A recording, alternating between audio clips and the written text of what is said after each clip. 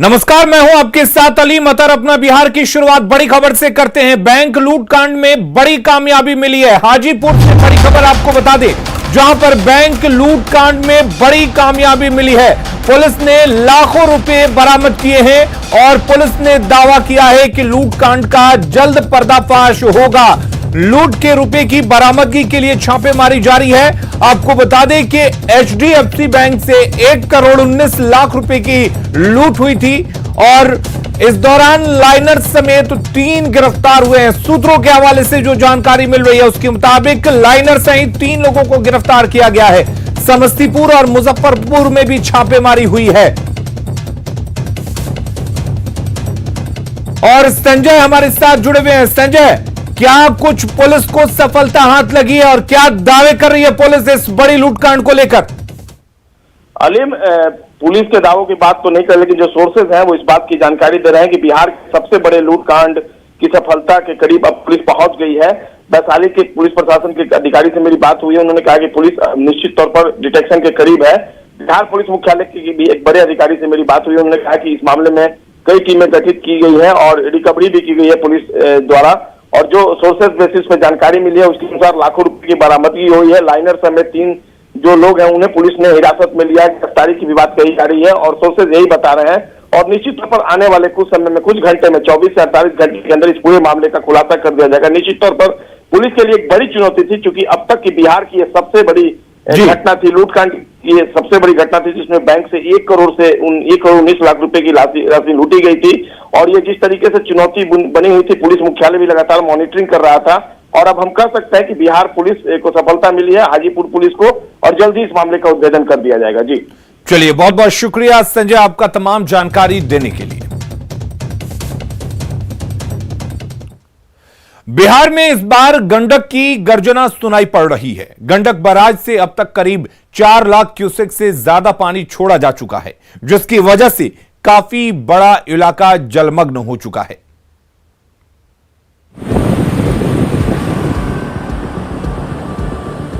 गंडक नदी का ये उफान बिहार को डरा रहा है। नदी की उफनती ये धारा बता रही है कि इस बार भी बिहार को सैलाब का सितम झेलना ही पड़ेगा। गंडक का जलस्तर बढ़ने की सबसे बड़ी वजह है नेपाल की नारायणी नदी। सामने से जो नदी आ रही है वो नारायणी नदी है। यही नदी नेपाल से होते हुए पहुंचती है गंडक बराज तक और धीरे धीरे नारायणी नदी ही गंडक बराज आती है और यहाँ से फिर गंडक नदी बनकर आगे बढ़ती है। तो हम सामने का इलाका दिखाना चाहते हैं कि नारायणी नदी है और लगातार देख रहे हैं पिछले 3 दिनों की बात करें तो इसके जलस्तर में लगातार बढ़ोतरी दर्ज की गई है। वाल्मीकि नगर गंडक बराज के सभी 36 फाटक खोल दिए गए हैं। प्रशासन बांधों और तटबंधों की सुरक्षा को लेकर हाई अलर्ट पर है। चिंता बढ़ाने वाली बात यह है कि जून में जितनी बारिश होनी चाहिए थी उससे 8 गुना ज्यादा बारिश अब तक हो चुकी है। खतरे को देखते हुए कल सीएम नीतीश कुमार ने हाई लेवल मीटिंग भी की थी, जिसमें तैयारियों को और पुख्ता करने के निर्देश दिए गए थे। कल शाम में मुख्यमंत्री जी ने भी गंडक में जो हालात हुए हैं, जितना बारिश नेपाल के कैचमेंट में और जो इंडियन कंट्री साइड में हुआ है, उस पर उन्होंने डिटेल्ड इसका मीटिंग किया। और जो तीनों जिला मोतिहारी, बेतिया और गोपालगंज के डीएम भी जुड़े हुए थे, हमारे डिपार्टमेंट के सारे लोग थे, आपदा के लोग थे और एक एक चीज़ का डायरेक्शन उन्होंने दिया है। और हम लोग पूरी तरह अलर्ट है, डिपार्टमेंट पूरी तरह अलर्ट है। बिहार हर साल बाढ़ का दंश झेलता है, लेकिन इस बार सरकार पूरी तरह से अलर्ट मोड में है। न्यूज़ 18 के लिए बगहा से मुन्ना राज और पटना से आनंद अमृतराज की रिपोर्ट। और वहीं मानसून की पहली बारिश के साथ बिहार में बाढ़ की आहट सुनाई देने लगी है। नदियां उफान पर हैं और लोग परेशान। कहीं गाड़ी पानी की तेज धार में बह गई तो कहीं पूरी की पूरी सड़क।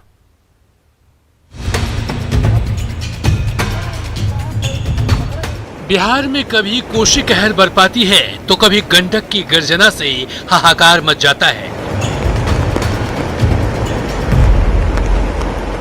पिछले 2-3 दिनों से बिहार और नेपाल में हो रही बारिश की वजह से गंडक बराज से बुधवार 12 बजे तक करीब 4 लाख क्यूसेक से ज्यादा पानी छोड़ा जा चुका है। गंडक बराज से सभी 36 फाटक खोल दिए गए हैं और जिस ढंग से पिछले 3 दिनों से बारिश हो रही है। अगर सुबह की आपको बताएं तो अभी तक यहाँ गंडक बैराज से 4,06,000 क्यूसेक पानी जो है वो छोड़ा जा रहा है। और जरा तस्वीर देखिए इसके उफान और इसकी भयावहता को। गंडक बैराज से छोड़े गए पानी और गंडक नदी के जल ग्रहण क्षेत्र में हो रही बारिश की वजह से मधुबनी, दरभंगा, खगड़िया, सीतामढ़ी, मुजफ्फरपुर, पूर्वी चंपारण, शिवहर, समस्तीपुर, बेगूसराय, पश्चिम चंपारण, सारण, गोपालगंज और वैशाली को अलर्ट कर दिया गया है। माना जा रहा है कि अगले 24 घंटों में ये तमाम जो समतल इलाके हैं, गोपालगंज का हो, पूर्वी चंपारण हो, मोतिहारी हो, तमाम जगहों पर यह पानी प्रवेश करेगा, जहां से इसकी विकरालता और बढ़ेगी। गंडक नदी हिमालय से निकलती है और नेपाल के भैरवा जिले में मैदानों में उतरती है। वाल्मीकि नगर के पास नेपाल से इसकी बिहार में एंट्री होती है और 265 किलोमीटर दक्षिण पूर्व में बहती हुई हाजीपुर के पास गंगा में मिलती है। मतलब गंडक में उफान की वजह से बिहार का एक बहुत बड़ा हिस्सा प्रभावित होता है। बगहा के एसएसबी कैंप में पानी घुस जाने की वजह से जवानों को कैंप छोड़कर जाना पड़ रहा है। वहाँ पे चकदहवा इनका एक ऑफिस है जहाँ पे कैंप है। वहाँ पे कैंप में पूरा कैंप में पानी लगभग 4 फीट भर जाने के कारण वहाँ से सारे बीएमपी के जो जवान हैं वो उन जवानों को, एसएसबी के जवानों को वहाँ से निकलना पड़ा है। और ये जवान किस हालात में यहाँ से निकल रहे हैं जरा देखिए कि अपने सारे आर्म्स हैं, अपने सामान हैं, अपने सारे सामानों के साथ सर पे उठा करके और यहाँ से कैसे पानी में निकलने को मजबूर हैं। सर पूरा कैंप डूब गया सर? हाँ सर, पूरा डूब गया। कितना पानी होगा उसके अंदर? बहुत पानी है सर। तो ऐसे सारा सामान आम से लेकर के निकलना पड़ रहा है आप लोगों को? हाँ बिल्कुल। कैसी स्थिति है वहाँ अंदर? अंदर का स्थिति लगभग 4-4.5 फीट पानी है। 4.5 फीट पानी है? हाँ। सारे सामान वहाँ पे डूब गए? हाँ, कुछ डूब गया, कुछ इधर बाहर है। गंडक की गर्जना जारी है। जल्द ही अगर बारिश थमी नहीं और गंडक के जलस्तर में कमी नहीं आई तो हालात और ज्यादा खराब हो सकते हैं।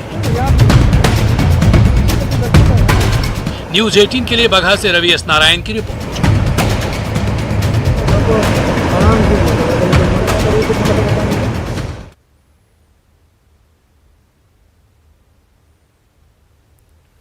और मानसून की पहली बारिश के साथ बिहार में बाढ़ की आहट सुनाई दे रही है। नदियां उफान पर हैं, लोग परेशान हैं और तस्वीरें हम लगातार आपको दिखा रहे हैं कि किस तरीके से यहां पर कहीं गाड़ियां फंसी हुई दिखाई दी तो कहीं पर पूरी की पूरी सड़क पानी में समा गई। वहीं बेतिया के योगापट्टी में गंडक दियारा के पास कई गांव में पानी घुस गया है। निचले इलाकों में बने घरों, खासकर गरीबों की झोपड़ियों में पानी घुसने से लोगों की परेशानी काफी बढ़ गई है।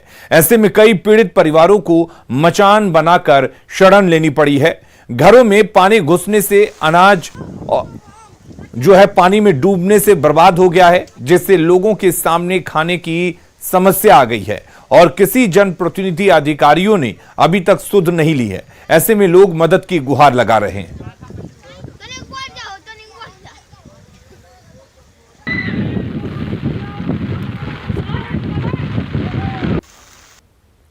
पानी डूब गई बा, ना के देखे आता, ना के सोने आता, ना के कुछ हमके कहता, ना हमने कुछ राशन पता मिला था। अभी लेका चाहिए। बासापट्टी पंचायत में नरेश मुखी है। हमने कोनो काम नहीं कराओ, हमने के घर में रह के शरण नहीं खे, हमने के लोग लेके कहाँ रहे, घर में पानी डूब गई बा। तो लगातार हो रही बारिश और नदियों के बढ़ते जलस्तर की वजह से कई जिलों में कटाव शुरू हो गया है, जिसकी वजह से लोग परेशान हैं।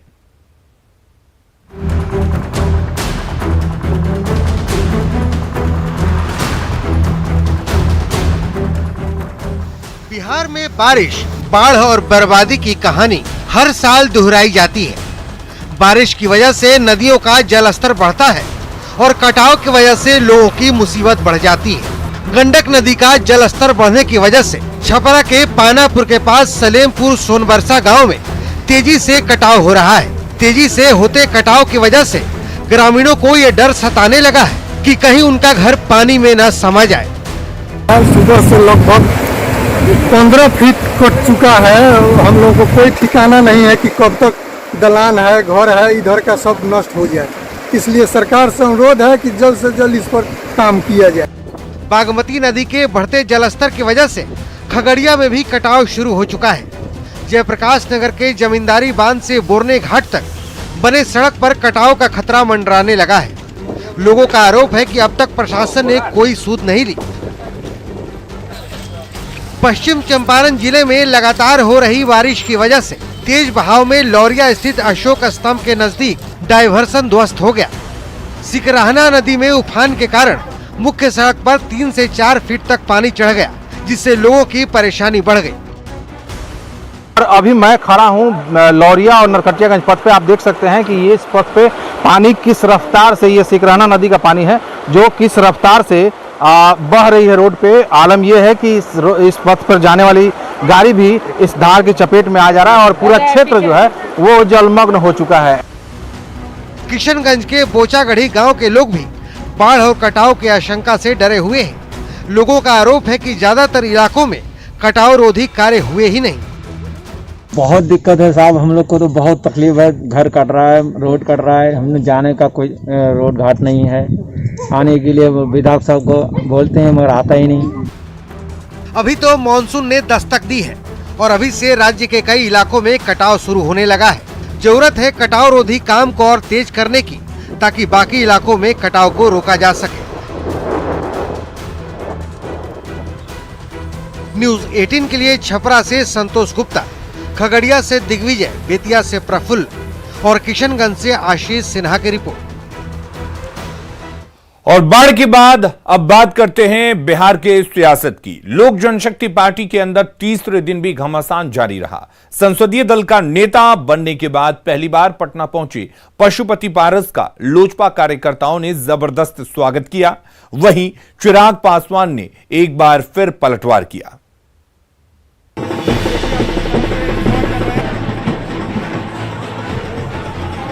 लोक जनशक्ति पार्टी के संसदीय दल का नेता बनने के बाद पशुपति पारस पटना पहुंचे। एयरपोर्ट से लेकर पार्टी कार्यालय तक कार्यकर्ताओं ने पशुपति पारस का जबरदस्त स्वागत किया। ढोल नगाड़े के साथ एयरपोर्ट पर मौजूद सैकड़ों एलजेपी कार्यकर्ताओं ने फूल माला पहनाकर अपने नेता का स्वागत किया।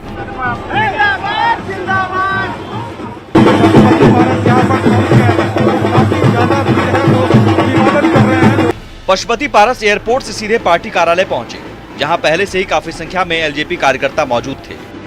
सीधी तस्वीर दिखा रहे हैं, पटना प्रदेश कार्यालय की से तस्वीर है कि किस तरीके से यहाँ पर ढोल नगाड़े के साथ अपने कार्यकर्ताओं के साथ काफी तेज बारिश हो रही है। और इस बारिश में देखिए पशुपतिनाथ पारस यहाँ पर पहुँचे हैं।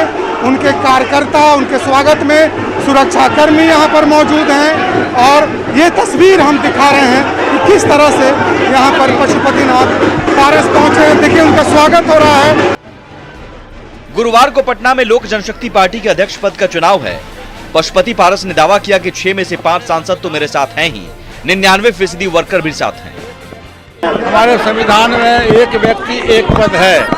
कल राष्ट्रीय अध्यक्ष का चुनाव है। नेशनल एग्जीक्यूटिव के जितने भी सदस्य हमारे हैं, कल सूरजभान सिंह जी के घर पर कंकड़बाग में चुनाव होगा। उसमें जो लोग राष्ट्रीय अध्यक्ष चुने जाएंगे वो सम्मान होगा। पार्टी में कोई विवाद नहीं है, पार्टी एकजुट है और एकजुट रहेगा। अपनी बात रखने के लिए चिराग पासवान भी मीडिया के सामने आए। चिराग पासवान ने दावा किया कि वो अभी भी पार्टी के अध्यक्ष हैं और वो इस लड़ाई को आगे भी लड़ेंगे। लड़ाई लंबी है, कई बार हम लोग की ऐसी मुलाकातें होंगी। लोक जनशक्ति पार्टी के दोनों गुट की तरफ से वार पलटवार जारी है। फिलहाल चाचा की चाल से भतीजा पूरी तरह चित है। न्यूज़ 18 के लिए पटना से शैलेंद्र और साकेत के साथ ब्यूरो रिपोर्ट। और बक्सर में जाली नोट के गोरख धंधे का खुलासा हुआ है। छापेमारी में 3,12,000 के जाली नोट बरामद किए गए हैं। इसके अलावा 65,000 के अर्धनिर्मित जाली नोट भी मिले हैं। पुलिस ने राजपुर थाना क्षेत्र के मनोहरपुर गांव में छापेमारी की, जहां से 3 लोगों को गिरफ्तार किया गया है।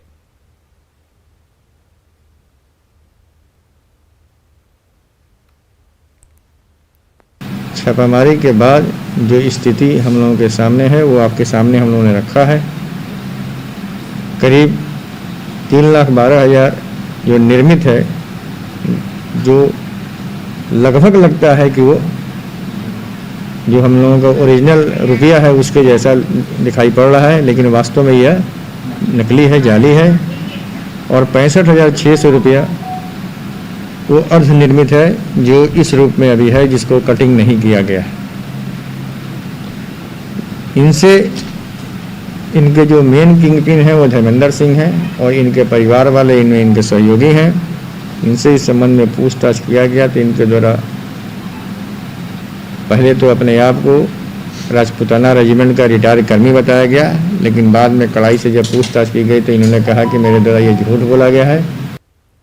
और बड़ी खबर का रुख कर लेते हैं। रेप के आरोपी डीएसपी को सस्पेंड कर दिया गया है। नाबालिग से रेप के आरोपी हैं डीएसपी कमलकांत प्रसाद, जिनको सस्पेंड कर दिया गया है। रेप के आरोप में डीएसपी कमलकांत प्रसाद सस्पेंड हुए हैं। गृह विभाग ने अधिसूचना जारी की है। कमलकांत प्रसाद पर गया में रेप का आरोप लगा था, एक नाबालिग के साथ रेप करने का आरोप लगा था और आरोपी डीएसपी की गिरफ्तारी का अब आदेश जारी कर दिया गया है।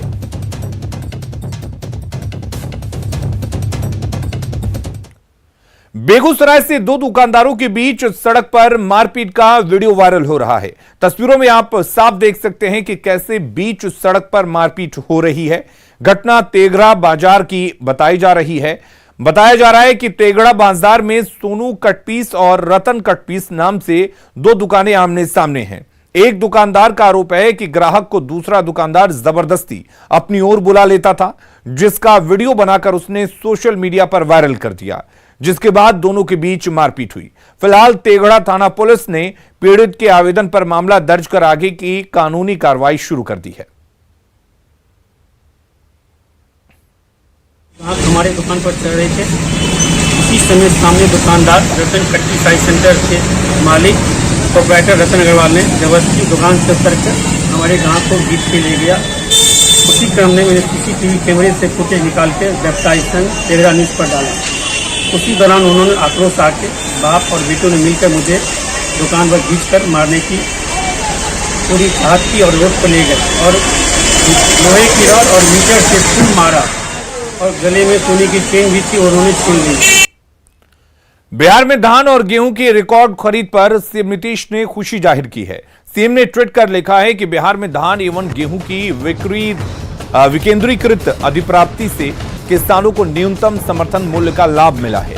इस वर्ष 35.58 लाख मीट्रिक टन का धान का रिकॉर्ड अधिप्राप्ति किया गया है और किसानों को 6,736 करोड़ रुपए का भुगतान किया जा चुका है। पहले बिहार में गेहूं की खरीद नाम मात्र की होती थी। 12 जून की समीक्षा बैठक के बाद लगा कि 15 जून 2021 तक 3.5 लाख टन गेहूं की अधिप्राप्ति हो जाएगी, परंतु ये हर्ष का विषय है कि 15 जून 2021 के अंतिम आंकड़ों के अनुसार 4,56,000 मीट्रिक टन गेहूं की खरीद की गई है। ये उत्साहवर्धक उपलब्धि है। अगले वर्ष धान और गेहूं की और अधिक खरीदारी की जाएगी, जिससे अधिक से अधिक किसानों को उनकी उपज का उचित मूल्य दिलाया जा सकेगा।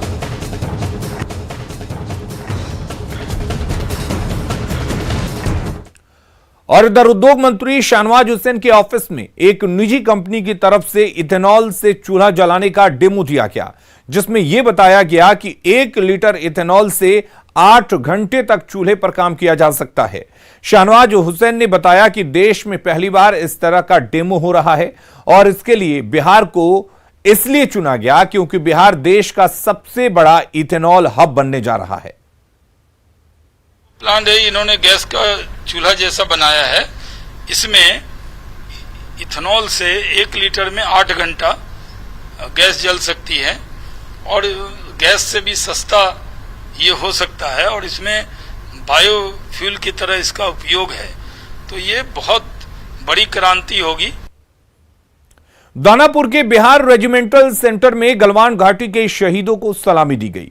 76 ब्रिगेडियर आलोक खुराना ने शहीदों को सलामी दी। साथ ही देशभक्ति गीतों के धुन पर भी यहां बजाए गए। ब्रिगेडियर ने कहा कि वीरों के शहादत के 1 साल पूरे हो गए हैं और शहीदों को श्रद्धांजलि देने के लिए कार्यक्रम रखा गया था। करीब 1 साल हो गया है जहां पे गलवान घाटी का ये जो ऑपरेशन था, जहां पे 16 बिहार के वीर जवान का वीर गति को प्राप्त हुआ था। आज उनके स्मरण में ये कार्यक्रम रखा गया है। ये है वॉर मेमोरियल। अपना बिहार के इस बुलेटिन में फिलहाल के लिए इतना ही, लेकिन खबरें लगातार जारी रहेंगी। आप बने रहिए न्यूज़ 18 बिहार झारखंड के साथ।